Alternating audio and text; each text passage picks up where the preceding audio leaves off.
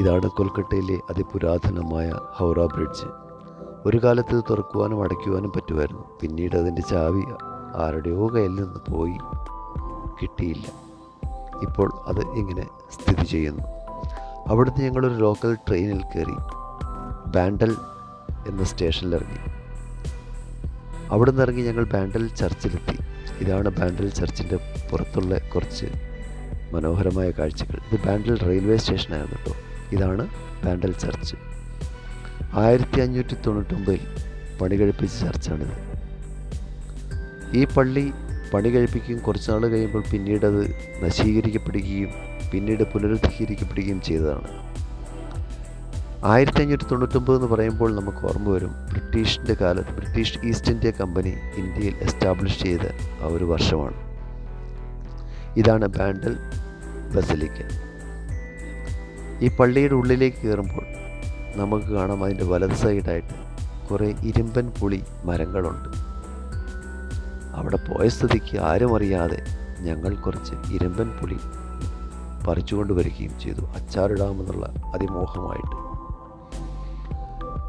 അവിടുന്ന് ഇങ്ങനെ മുന്നോട്ട് പോയി കഴിഞ്ഞാൽ നമുക്ക് കാണാം ബാൻഡൽ ചർച്ച്. ഞങ്ങൾ ചെന്ന സമയത്ത് സർവീസ് നടക്കുന്ന സമയമായിരുന്നു, അതായത് കുർബാന നടക്കുന്ന സമയമായതുകൊണ്ട് അതിൻ്റെ ഉള്ളിലേക്ക് കയറുവാനോ അല്ലെങ്കിലും ബാൻഡൽ ചർച്ചിൻ്റെ ഉള്ളിൽ ഫോട്ടോഗ്രാഫി അലൗഡ് അല്ല. അതുകൂടെ തന്നെ മേലെ മദർ മേരിയുടെ സ്റ്റാച്ചു വെച്ച സ്ഥലത്തും ഫോട്ടോഗ്രാഫി അലൗഡ് അല്ല. അവിടെ പ്രാർത്ഥനകൾ മാത്രമേ ഉള്ളൂ. ഫോട്ടോ എടുക്കണമെന്ന് ആഗ്രഹവുമായി ഞങ്ങൾ ചെന്നതാണെങ്കിലും അവിടെ ഒരു മല്ലൻ അവിടെ കാത്തു നിൽപ്പുണ്ടായിരുന്നു. ഫോൺ കയ്യിലെടുത്ത പാടെ പറഞ്ഞു നോ ഫോട്ടോഗ്രാഫി അലൗഡ്. അങ്ങനെ കാവൽ നിൽക്കുന്ന ആൾക്കാരുണ്ട് അവിടെ. വളരെ മനോഹരമായി ഇവർ അത് കാത്തു സൂക്ഷിക്കുന്നതാണ്. ഒരു പൊടി പോലും ഇല്ല. അതായത് നല്ല വിശുദ്ധമായ ഒരു സ്ഥലം. ഒത്തിരി ആൾക്കാർ ഇവിടെ വന്ന് പ്രാർത്ഥിക്കുകയും ഇതാണ് അവിടുത്തെ സമയം, സർവീസ് സമയം. അതിൻ്റെ പുറത്തേക്ക് ചെന്നാൽ നമുക്ക് കാണാം വളരെ മനോഹരമായ ഒരു പാർക്കുണ്ട്. ഹൂഗ്ലി നദീതീരത്ത് സ്ഥാപിച്ചൊരു പാർക്ക്. പിന്നെ ഈ ബാൻഡൽ ചർച്ചിനെ പറ്റി പറയുകയാണെങ്കിൽ ഒരുപാട് കഥകളുണ്ട് അവിടെ.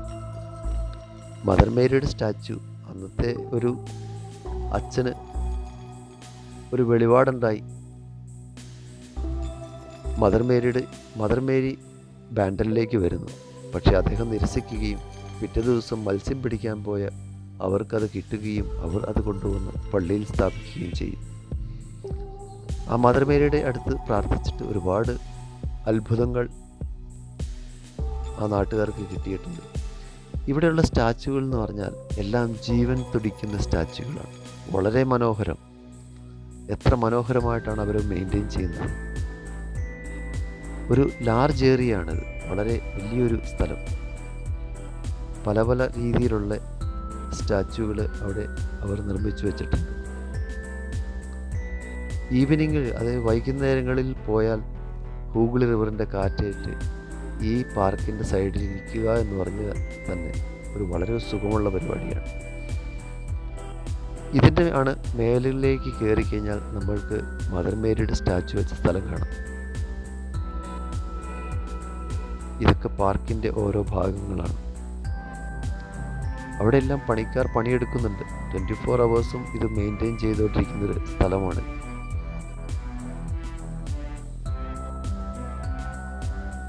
ഇപ്പോൾ എന്ന് പറഞ്ഞാൽ വളരെ മനോഹരമായിട്ട് അവർ മെയിൻറ്റെയിൻ ചെയ്യുന്നുണ്ട്. ഒത്തിരി ആൾക്കാർ വരുന്നതുകൊണ്ടാകാം നല്ല രീതിയിൽ അത് മുന്നോട്ട് കൊണ്ടുപോട്ടെ.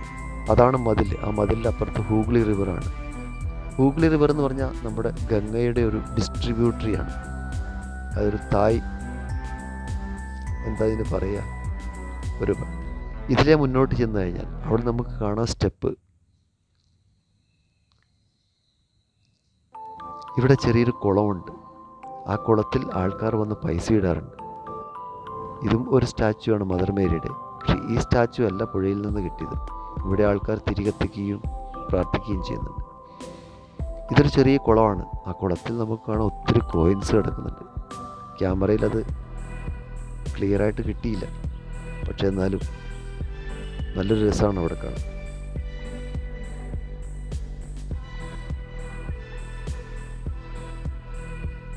ചെറിയൊരു ഗ്രോട്ടോയാണ്. ഇതാണ് വേറൊരു സ്ഥലം. പള്ളിയുടെ മേൽഭാഗത്തേക്ക് ഞാൻ കയറിയപ്പോൾ അവിടെ ഞാൻ ഹൈഡ് ചെയ്ത് ഫോട്ടോ എടുക്കാൻ നോക്കി. പക്ഷേ അവിടെ ആ മല്ലൻ നിൽപ്പുണ്ടായിരുന്നു. അവൻ പറഞ്ഞു നോ ഫോട്ടോഗ്രാഫി അലൗഡ്. അതുകൊണ്ട് മദർ മേരിയുടെ സ്റ്റാച്ചു ഞങ്ങൾക്ക് ഫോട്ടോ എടുത്ത് നിങ്ങളെ കാണിക്കാൻ പറ്റിയില്ല. അങ്ങനെ പുറത്തുകൂടി ഇറങ്ങി വരുമ്പോഴാണ് ഒരു പഞ്ചാബി കല്യാണം നടക്കുന്നത്. പഞ്ചാബി കല്യാണം നടക്കുമ്പോൾ ഇതാണ് അവിടുത്തെ അവസ്ഥ.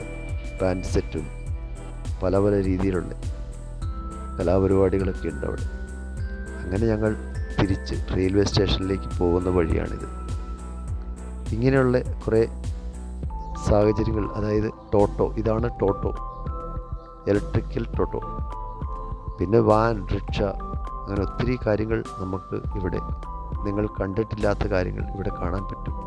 എപ്പോഴെങ്കിലും ഒരു സാഹചര്യം കിട്ടിയാൽ ബാൻഡിൽ വരിക, ഈ ചർച്ചിൽ വരിക, ഇവിടെയുള്ള കാര്യങ്ങളൊക്കെ ഒന്ന് കണ്ടും കേട്ടും പോവുക. ഇതാണ് റെയിൽവേ സ്റ്റേഷൻ. ഞങ്ങൾ അവിടെ നിന്ന് ബാൻഡിൽ നിന്ന് തിരിച്ചു പോരുന്ന ഒരു വഴിയാണ്.